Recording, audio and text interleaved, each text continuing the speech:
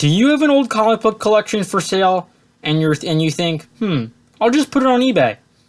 Well, you can do that. I'm not one of those guys who will tell you not to do that. You can, but there are a few things you should know first. Returns is a big thing to deal with on eBay. When I was an inexperienced seller in my early years, this is years and years ago, I had returns because I did not know how to describe my items accurately enough to keep a buyer and make a buyer satisfied. I had to really learn them, learn how to describe each item and how to describe the condition, describe all the flaws associated with each and every single comic book. Because if someone gets it in the mail and they're not happy, first thing they do is they put in for a return, and then seller's hands are tied. They have to return it. In fact, if a seller is not complacent with taking a return, even if they don't want to be, eBay withholds the funds. So you really got to know what you're doing if you're going to sell on eBay. Shipping is also a really time-consuming thing. Well, I don't ship my stuff. I have people to do that for me. And if you're spending your time shipping, that's something else you're not doing. So just keep that in mind. It does take a lot of time. How are you going to sell them? What format are you going to use? If you're going to put them out at a fixed price, meaning it's $20, it's $200. What if your price is off? I mean, you have had these things for a really long time. It's going to be hard to pinpoint exactly what price it's going to take to sell each and every single comic book, which brings me to the flip side, which is auction.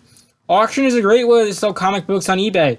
The problem or the unexpected hurdle that many people come across is auction is a great method to sell on eBay if you have a following.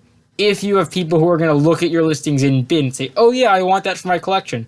Because many bidders and eBay users save sellers they want to bid on. So they say, let's call him Joe. Say, oh yeah, Joe always puts great stuff on eBay. Let's save his listings. I want to see what his auctions are coming up next week. Well, Joe has built up a following, and his earliest listings may not have done as good as his listings now are because he spent years and years and years building up a following. People, when Joe lists stuff, people know about it. They get an email. Also, you need to keep in mind, are you going to put the whole collection on eBay or only some of the more valuable ones or some of the bulk?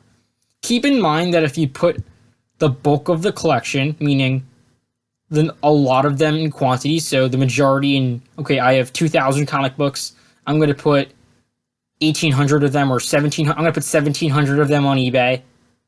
That's a lot of shipping. Are you going to sell them one by one, maybe in groups?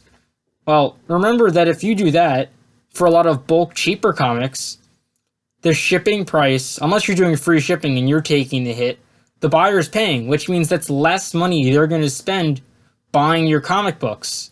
Or if you put up the more expensive stuff, quote unquote, the keys, how are you going to sell the rest of it?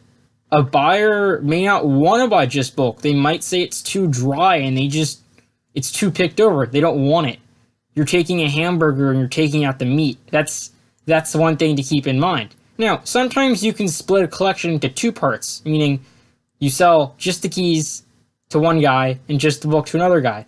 But think this through before you sell on eBay, because there's a lot of hurdles you're going to have to jump over if you go this route and you don't know what you're getting into. Thanks, guys. Be sure to like, comment, share, and subscribe.